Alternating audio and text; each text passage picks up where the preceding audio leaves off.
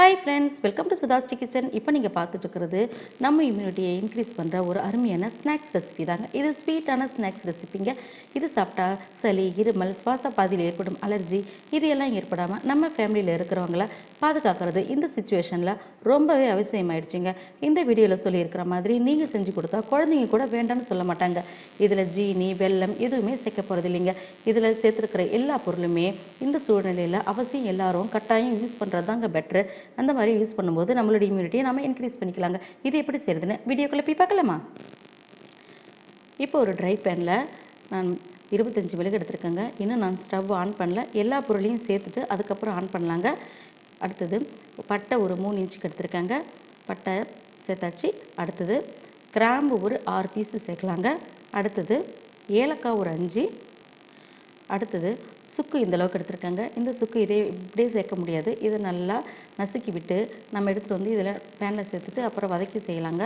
இந்த மாதிரி நல்லா தட்டி எடுத்துகிட்டு வந்துட்டேன் பாருங்கள். இப்போ இதை நம்ம பேனில் சேர்த்துக்கலாம். இப்போ நம்ம ஸ்டவ் ஆன் பண்ணிக்கலாங்க. ஸ்டவ் ஆன் பண்ணிக்கிட்டு நம்ம லோ ஃப்ளேம்லேயே வச்சுட்டு நிதானமான தீயில் இதை நம்ம நல்லா வறுக்கணுங்க.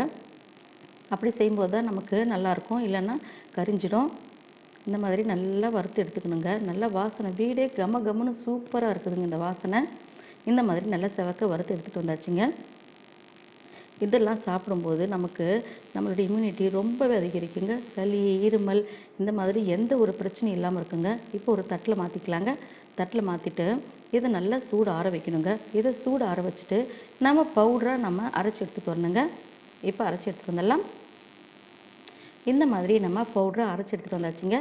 அடுத்தது இப்போ ஒரு பேனில் ஒரு 2 ஸ்பூனுக்கு நம்ம நெய் சேர்த்துக்கலாங்க. நெய் சேர்த்தாச்சு. அடுத்தது பாதாம் பருப்பு ஒரு 10 எடுத்து இந்த மாதிரி குட்டி குட்டியாக நான் சேர்த்துருக்கேன். பாதாம் பருப்பை நம்ம ஊற வச்சு சாப்பிட்டாலும் ரொம்ப நல்லது. இந்த மாதிரி நெய்யில் வறுத்து கொடுத்தாலும் குழந்தைங்களுக்கு ரொம்பவே நல்லதுங்க.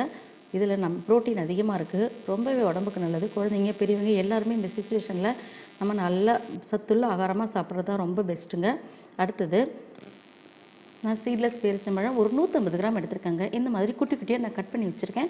நீங்கள் வேண்டாம்னா மிக்சியில் போட்டு அரைச்சி கூட எடுத்துக்கலாங்க. இப்போ இதில் ஒரு 150 கிராம் நான் பேரிச்சம்பழத்தை சேர்த்துக்கிறேங்க. சேர்த்துட்டு நல்லா கலந்து விட்டுக்கலாங்க. பொதுவாகவே பேரிச்சம்பழம் நல்லா நோய் எதிர்ப்பு சக்தியை தரும், எல்லாருக்குமே தெரியும். இதில் விட்டமின் ஏ இருக்குது. ரொம்பவே நல்லதுங்க. இது ரெண்டையும் நம்ம பொதுவாகவே இந்த 2மே சாப்பிட்டாலே நல்ல இம்யூனிட்டி கொடுக்குன்னு சொல்லுவாங்க. நம்ம இதில் இந்த மாதிரி மசாலா பொருள்லாம் சேர்க்குறது இன்னுமே சூப்பராக இருக்குங்க. சளி, இருமல், காய்ச்சல், உடல் வலி, அசதி இந்த மாதிரி எந்த தொந்தரவுமே இல்லாமல் நம்ம ரிலாக்ஸாக இருக்கலாங்க. ரொம்பவே உடம்புக்கு நல்லாயிருக்கும். இதை சாப்பிடும்போது நீங்கள் ஃபீல் பண்ணுவீங்க. அடுத்தது நம்ம சேர்த்து வச்சுருக்கிற இந்த மசாலா பொடி எல்லாத்தையுமே நம்ம சேர்த்துக்கலாங்க. இந்த மசாலா பொடிக்கு நம்ம இந்த 150 கிராம் பேரிச்சம்பழம் சேர்க்கறதாங்க நல்லது.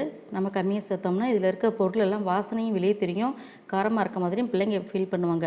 இந்த மாதிரி செஞ்சு கொடுக்கும்போது நம்ம அதிகப்படியான பேரிச்சம்பழத்தை சேர்த்து தரும்போது இதில் இருக்கிற பொருள் எல்லாம் எந்த வாசனையும் தெரியாமல், டேஸ்ட்டும் தெரியாமல் குழந்தைங்களும் ஆசையாக சாப்பிட்றவங்க, நம்மளும் குழந்தைங்களுக்கு ஒரு இம்யூனிட்டியான ஒரு பொருள் கொடுத்த மாதிரி இருக்கும். இதில் 1 ஸ்பூனுக்கு நெய் சேர்த்துக்கலாம். நெய் சேர்த்துட்டு மறுபடியும் நல்லா கலந்து விட்டுக்கலாங்க. நல்லா சூடு ஏற அளவுக்கு இதை நல்லா நம்ம வதக்கி விடணுங்க.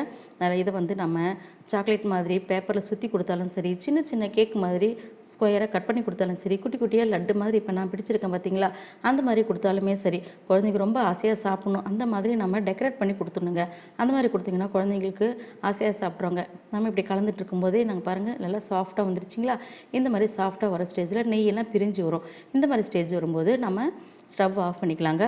ஆஃப் பண்ணிவிட்டு தண்ணி எடுத்துக்கலாங்க. இப்போ ஸ்டவ் ஆஃப் பண்ணியாச்சு. இப்போ ஒரு அரை மணி நேரம் ஆச்சுங்க. இந்த மாதிரி நல்லா கலரும் மாறி போச்சு பார்த்தீங்களா. இப்போ நம்ம கை பொறுக்கிற சூடு வர்ற சமயத்தில் நம்ம சின்ன சின்னதாக நம்ம குட்டி குட்டி அப்படி லட்டு மாதிரியோ நம்ம சொல்கிற மாதிரியோ எப்படி வேணால் செஞ்சு கொடுக்கலாங்க. இந்த மாதிரி டெய்லி ஒன்று சாப்பிட்டாலே போதுங்க. பெரியவங்க, சின்னவங்க யார் சாப்பிட்டாலுமே நல்ல இம்யூனிட்டி இன்க்ரீஸ் ஆகுங்க. அருமையான இந்த ஸ்நாக்ஸ் ரெசிபியை நீங்களும் ட்ரை பண்ணி பார்த்துட்டு எப்படி இருக்குதுன்னு சொல்லுங்கள்.